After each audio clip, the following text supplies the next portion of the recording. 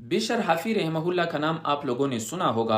इनको अल्लाह तबारक व ताला ने इतनी बड़ी विलायत कैसे दी, इसकी वजह क्या बनी?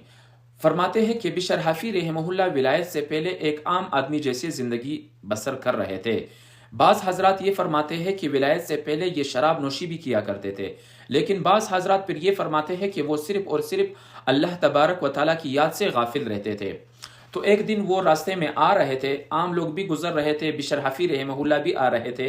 तो रास्ते में एक कागज़ पड़ा हुआ था, उस कागज़ में बिस्मिल्लाहिर्रहमानिर्रहीम लिखा हुआ था।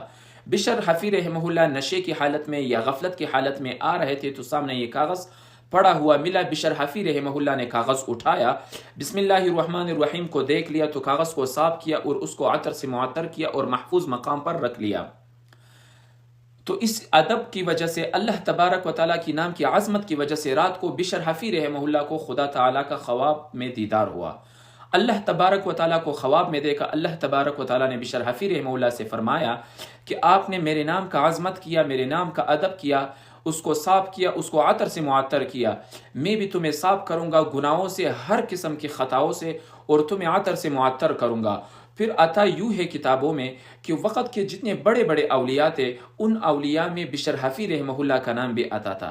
तो दोस्तों, सिर्फ अदब की वजह से, अल्लाह तबारक व ताला की आज़मत की वजह से बिशर हाफी रहमहुल्लाह को अल्लाह तबारक व ताला ने कितना बड़ा विलायत दिया।